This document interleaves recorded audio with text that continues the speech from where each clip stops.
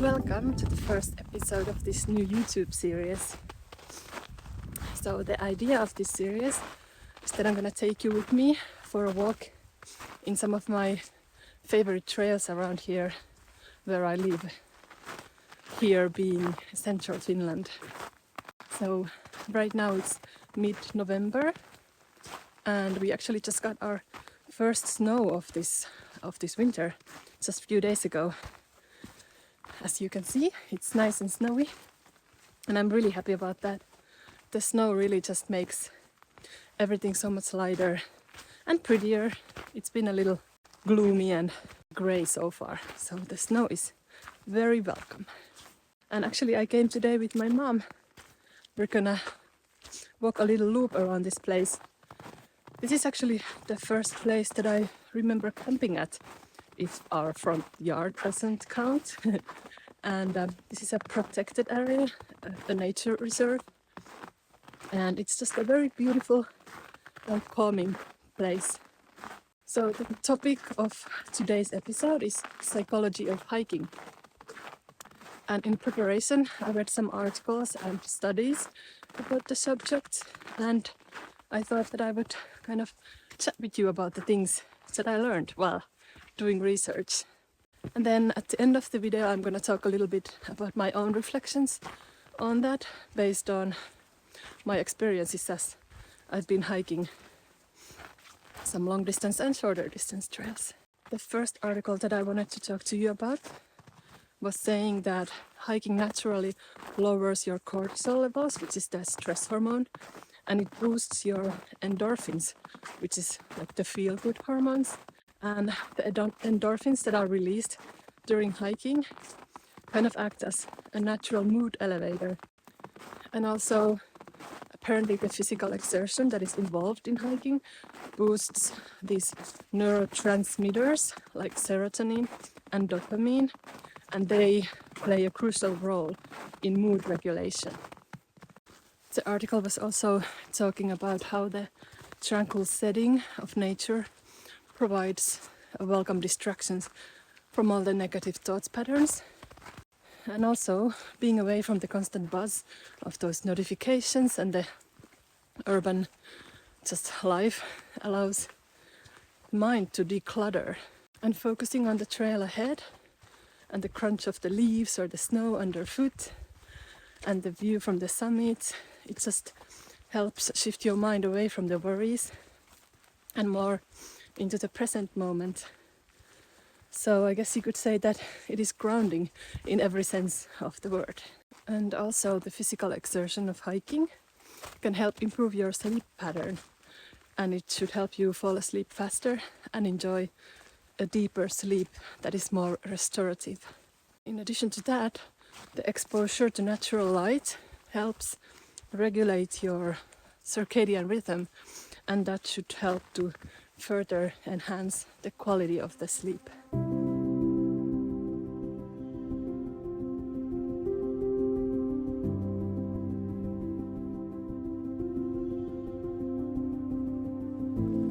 The second article that I read was specifically talking about Sweden, which is my neighbor country. And first of all, the article said that according to the World Health Organization, studies have shown that increased exposure to nature can help reduce stress and improve one's overall mood, enhance your cognitive function, and also lower the risk of chronic disease. So that sounds pretty good.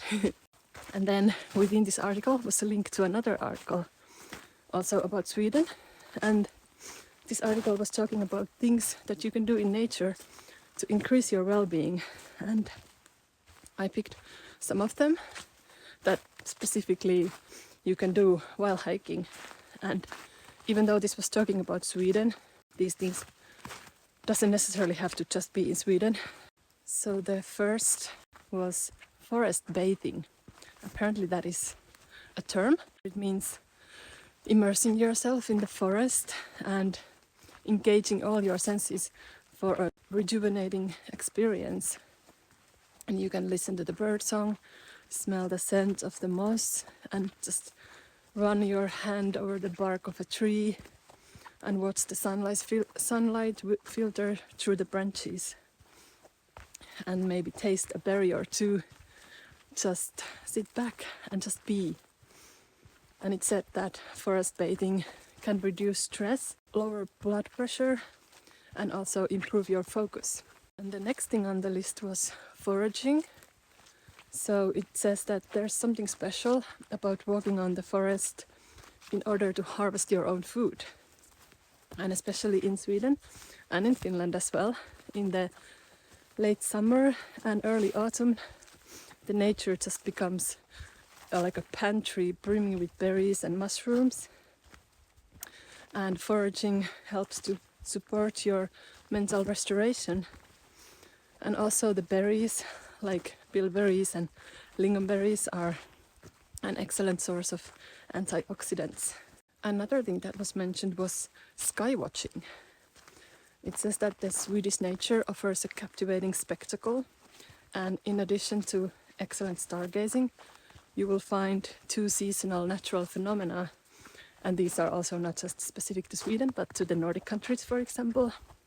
So in summer the golden light lingers around the clock in the northern parts of the country, and then in the winter the northern lights put on a really spectacular show. Viewing the night sky is apparently linked to reducing stress and increasing emotional well-being. One more thing was sleeping. So natural darkness and clean and cool air, the silence.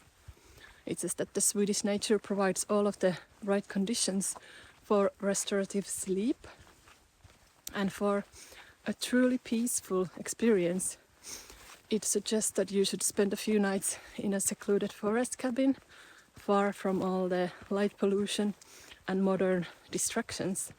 Spending time away from artificial light can help reset your body's circadian rhythm.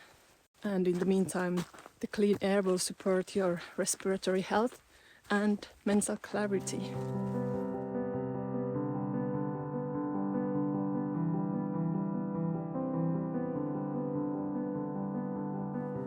The next article was talking about what it's like to walk through different types of natural environments and how they can influence your mood and stress levels, attention, and even muscle tension. And by the way, I have linked all these articles to the description of this video, so if you're interested, you should go and read them yourself, because obviously I didn't include every single thing in the articles in this one, so there's more to learn in those. Apparently hiking in the mountains, because of the very nature of the mountains, it's more physically demanding and the terrain is harder, and then hikers in this environment experience a sense of accomplishment, and it helps to boost your self-esteem.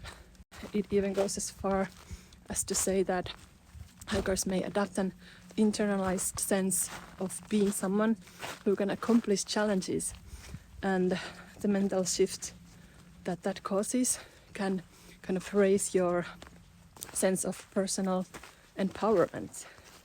And also the mountains provide a perspective on life's problems, because they make you feel so small in the presence of something that is so significant.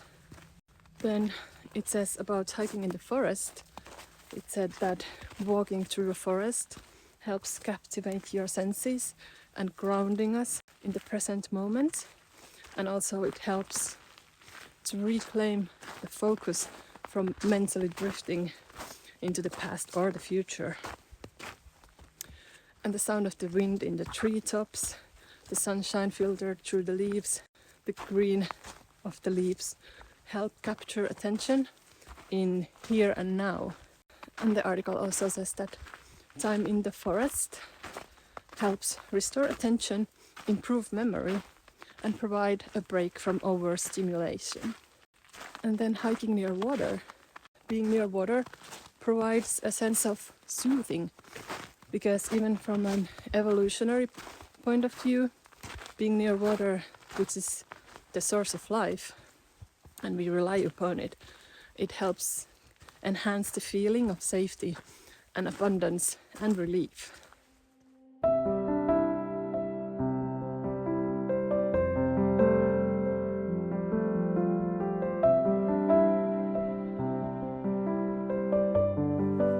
And then the next article was saying that there was a study that found that people who walked 90 minutes in natural areas, as opposed to the people who were walking in urban areas, like next to a traffic on a sidewalk, it said that the natural areas showed a decreased activity in the region of the brain that is associated with key factors in depression. According to this article, in a previous study, a time in nature was found to have a positive effect on your mood and aspects of cognitive function, including your working memory. Also, time in nature had a dampening effect on anxiety.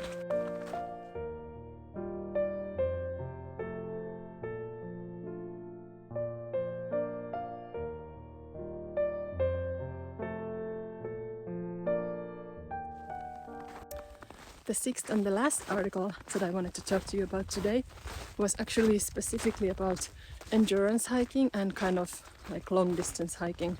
In this article, it said that the research shows that the biggest hurdles in endurance hiking are often psychological.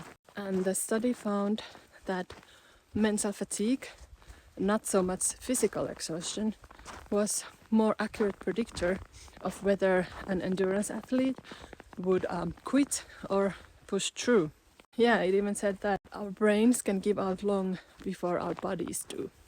And it was also talking about cognitive reframing, which means that you're trying to change the way that you think about a challenge. So instead of seeing a steep trail as a punishment, mentally strong hikers apparently know how to reframe it as an opportunity. We can train our minds to see discomfort as part of the process instead of a reason to stop.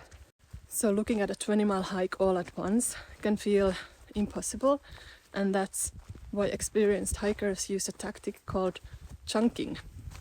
So instead of thinking that I have hours left, they focus on the next 10 minutes, maybe the next bridge or even the next water break.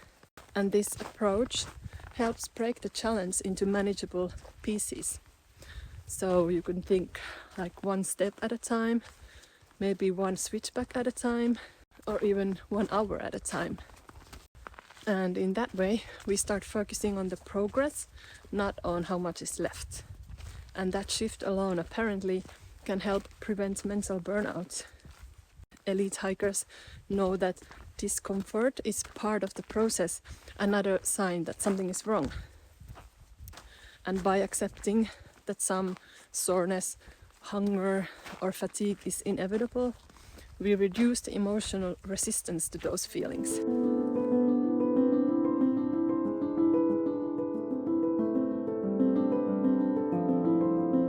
So in this second part of the video, I thought that I would reflect a bit and see if in my own experience hiking has had these effects or benefits on me. If you don't know me, if you're new here or new to this channel, I hiked the Appalachian Trail in last year, 2024, and I have also hiked the Kungsleden Trail in northern Sweden, and also I've done quite a lot of hiking here in Finland, smaller and longer hikes. So I am by no means saying that I'm an expert, but I do have some experience of hiking. All these studies had a thing in common, that they were basically saying that hiking helps regulate your mood and lower your stress levels and improve your focus. And I feel like while you're hiking, not much more is expected of you. You just need to keep hiking and moving forward from point A to point B. And that is a nice change to everyday life, where we have all these expectations and tasks that people have of us and that we need to complete, and things that demand your time and attention. So I really felt that it did help lower the stress levels in that way. I specifically think that after the Appalachian Trail, after spending 6 months hiking, I really had a nice calmness and serenity. It was almost like this inner peace that I had. Another thing that I also noticed was that I didn't feel as overstimulated. You don't have any notifications of the phone or any of the urban sounds and things like that. Instead, you just get to hear the sounds of the nature. And I also agree on the fact that I felt that hiking helped me feel better about myself. So I felt more accomplished, and sometimes I even felt like a badass, which I don't often feel like in my outside of trail life. The fact that I was able to overcome both physical and mental hardships sort of helped boost my self-esteem, and it also made me feel stronger, and that was a feeling that I really loved. Also, I agree with the way that hiking makes you feel more connected to the nature and the environment and the ecosystem that you're in, and especially so when you spend a longer time in nature, like on the Appalachian Trail.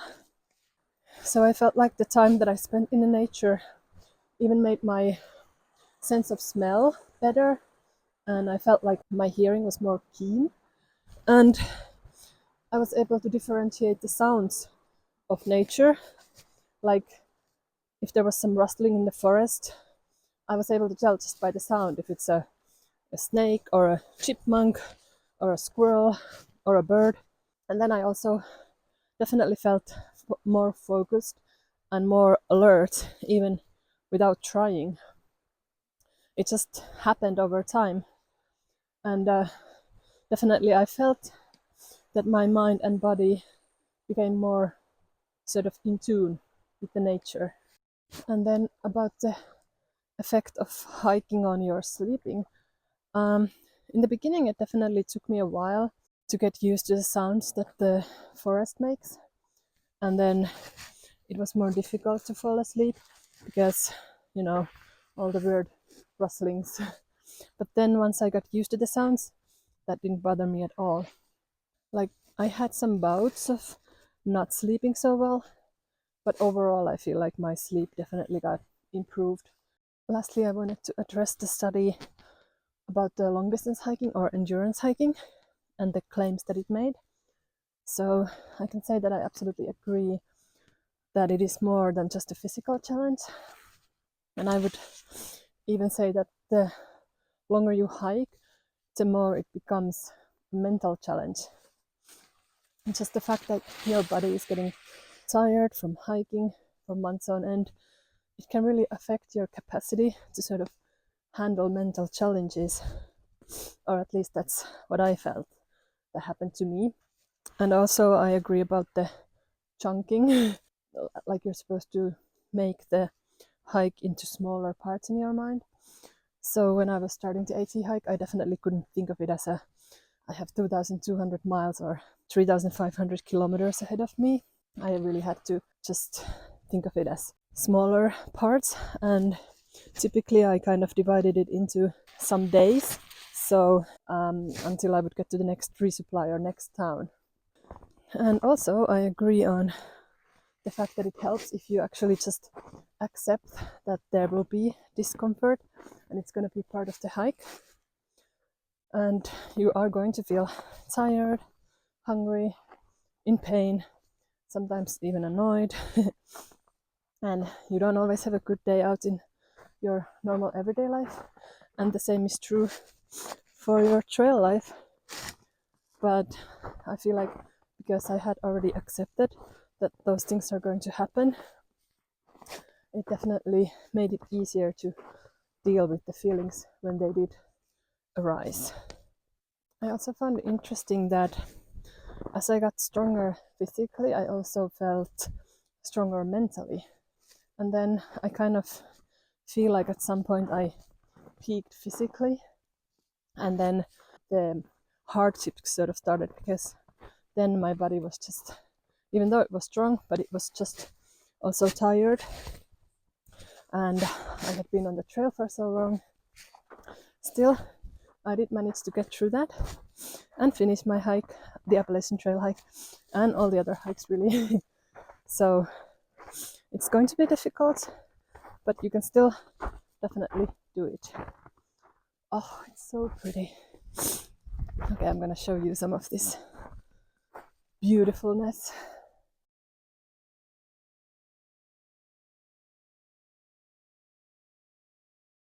Okay, well, I have spoken quite a while, but of course this has just been a sort of a scratch of a surface to the larger topic of psychology of hiking.